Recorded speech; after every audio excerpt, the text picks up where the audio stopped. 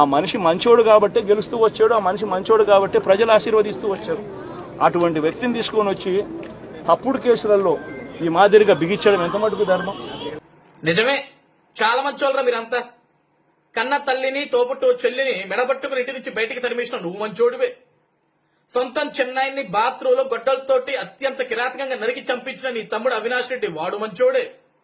ఒక దళిత డ్రైవర్ ని అత్యంత కిరాతకంగా చంపి కారులో డోర్ డెలివరీ చేశాడు చూసినావు అని ఎమ్మెల్సీ ఆడు మంచోడే.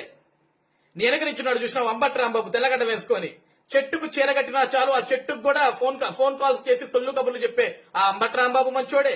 ఈ పక్కన నిచ్చున్నాడు చూసినావు అనిల్ కుమార్ యాదవ్ ఏ ఊరికి పోయినా సరే తొడలు కొట్టుకుంటూ మీసాలు తిప్పుతూ పిచ్చుకుక్కలాగా అరుస్తూ బుల్లెట్లు తిప్పుతా అని బెట్టింగ్ కబుర్లని చెప్తుంటాడు చూసినావా ఈడు మంచోడే. ఈరోజు నీ పార్టీలో అంతా మంచోళ్లే.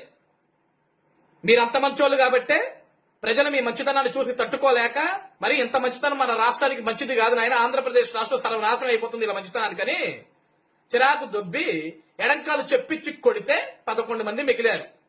అది మీ మంచితనం.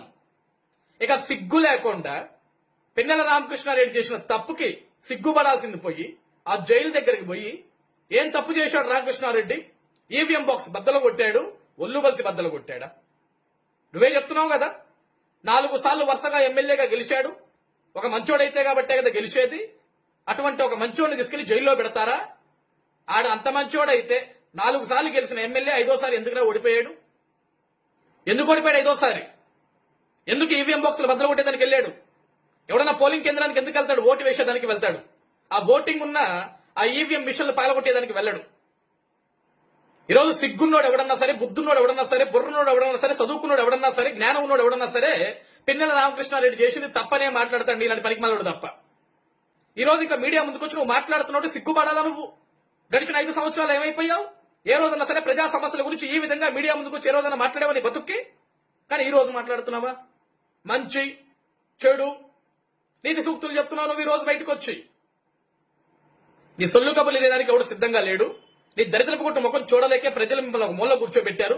చివరికి నీకు ప్రతిపక్ష హోదా కూడా లేకుండా చేశారు ఈ ఆంధ్రప్రదేశ్ రాష్ట్ర ప్రజానికి. ఆ విషయాన్ని గుర్తుపెట్టుకుని సొల్లు కబులు చెప్పింది కదా చాలే కదా జగన్మోహన్ రెడ్డి. ఆ తాడేపల్లిలో కట్టుకున్నావు కదా ఒక పెద్ద సెంట్రల్ జైలు, బాగా అలవాటు కదా 16 నెలలు జైల్లో చెప్పకూడదు తిని తిని తిని ఆ సువ్వల మధ్య ఓసల మధ్య బతకాలను కోరుకున్నట్టున్నావు. అందుకే తాడేపల్లిలో కూడా పెద్ద మొత్తం రాడ్లు ఇనప రాడ్లు ఐరన్ రాడ్లు వేసుకుని పెద్ద జైలు కట్టుకున్నావు. ఆ జైలుకు పోయి హ్యాపీగా పడుకుని పబ్జీ గేమ్ ఆడుకో. అంత మించిన పీకేది కూడా ఏమీ లేదు. ఓకేనా?